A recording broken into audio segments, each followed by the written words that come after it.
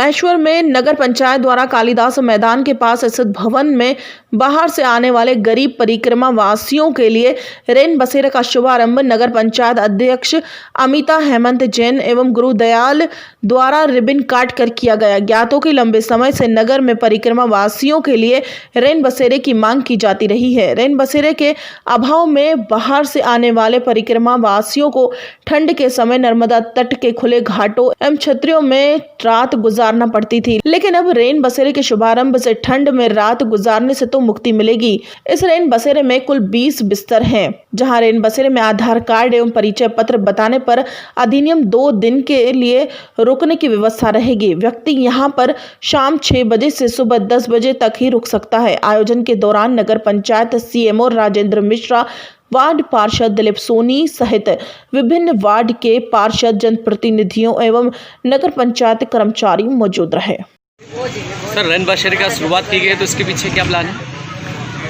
Rain बसेरा मध्य प्रदेश शासन की सबसे गरीब तबके के लिए एक महत्वपूर्ण योजना है, जिसको शासन ने आश्रय स्थल नाम दिया और आज हमारी परिषद ने उसको रेवा आश्रय स्थल नाम दिया।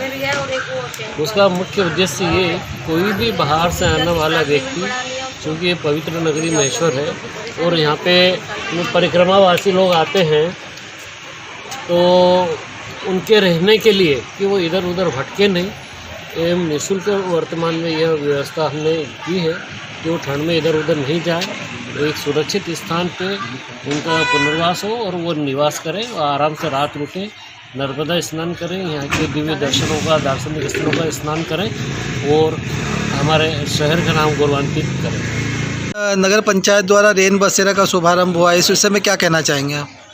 रेन बसेरा उन निःशक्त और गरीब जनों के लिए है जिनके पास आवास की व्यवस्था नहीं है, जिन्हें मजबूरी में खुले में सोना पड़ रहा है।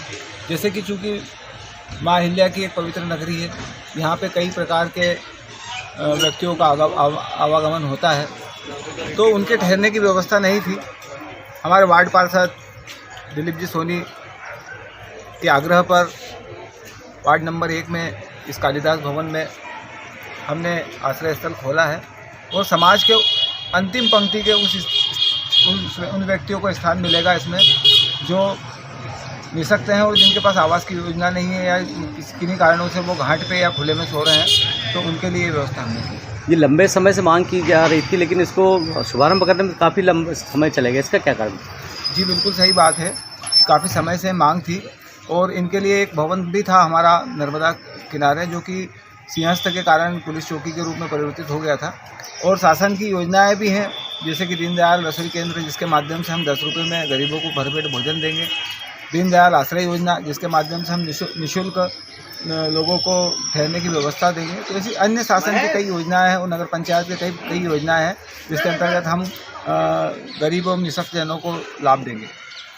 हाँ सोनी जी, आप बताएं, आपके वार्ड में रेन बसेरे का शुभारंभ हुआ है, कैसा लग रहा है आपको? बहुत अच्छा महसूस हो रहा है। ये मेरी बरसों से तमन्ना थी, पार्षद बनने के पूर्व से भी, कि रेन बसेरा हो। समय समय पर मैं इसकी आवाज़ भी उठाता रहा था।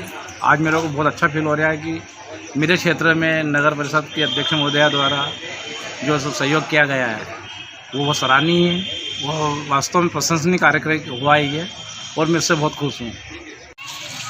आज नगर में मकर संक्रांति का पर्व बड़े ही धूमधाम से मनाया जा रहा है, जिसे लेकर हम हमारे नगर के पंडित जी हैं प्रदीप जी शर्मा, उनसे चर्चा करेंगे कि मकर संक्रांति का पर्व नगर वासियों और देशवासियों के लिए किस प्रकार फलदायी है और इस पर्व का क्या महत्व है। पंडित जी, मकर संक्रांति का पर्व भारतीय संस्कृति के अनुसार दिन में 2:46 से प्रारंभ हो चुका है और ये रात्रि 10:30 तक जो चलेगा। और इसमें जो है मकर संक्रांति से भोर से ही दान पुण्य, तिल और गुड़ का दान उपटन लगाकर कर रहे हैं और सभी जो श्रद्धालु लोग जो है बड़े श्रद्धा के साथ विभिन्न देवालयों के दर्शन तो कर ही रहे हैं, लेकिन दानदाताओं के रूप में विभिन्न लोगों को जो दान दे रहे हैं और अपना पुण्य अर्जित कर रहे हैं। पुण्य काल में ये पवित्र पर्व माना जाता है और विभिन्न राशियों पर उसका विभिन्न प्रकार से प्रभाव भी पड़ता है। परिलक्षित प्रभाव उनके जीवन को जो है उज्जवल और जो है धन्य बनाता है तथा सुख समृद्धि की कामना करता है। मकर संक्रांति का पर्व जो है हमारे भारतीय संस्कृति के अनुसार देखा जाए तो दान पुण्य के अलावा सौभाग्यवान जो स्त्रियां जो वृद्धि करना चाहती है अपने सौभाग्य को या अपने परिवार की मंगल कामना के लिए भी जो है विभिन्न वस्तुओं का दान करती है और उनसे आशीर्वाद प्राप्त करती है। मकर संक्रांति यूँ तो ऐसा देखा जाए दान पुण्य तेल गुड़ वगैरह के अलावा भी इसके अलावा वस्त्र है और जो उनके उपयोगी वस्तुएं हैं विभिन्न जो अक्षम या कमजोर या जो असमर्थ लोग हैं उनको दान करके पुण्य का अर्जन करना बहुत महत्वपूर्ण माना जाता है। पंडित जी 9 वर्षों को लेकर किस प्रकार का रहेगा? 9 वर्ष में लेकर जैसे पर जो है सवार होकर आई है मतलब संक्रांति, तो इसलिए जरूरी उठापटक तो होगी और सामाजिक बदलाव के भी संकेत मिलते हैं। लेकिन इस विभिन्न राशियों को देखते हुए ऐसा लगता है कि कहीं न कहीं अगर हम पुण्यकाल में अगर जो पुण्य अर्जित करते हैं तो निश्चितदायक वो लाभदायक ही सिद्ध होगी। जैसे कि हमने पंडित जी से बात की, शर्मा जी से, और उन्होंने काफ़ी कुछ हमको इस विषय में जानकारी दी। नेशन टुडे के लिए सुनील गाड़गे की रिपोर्ट।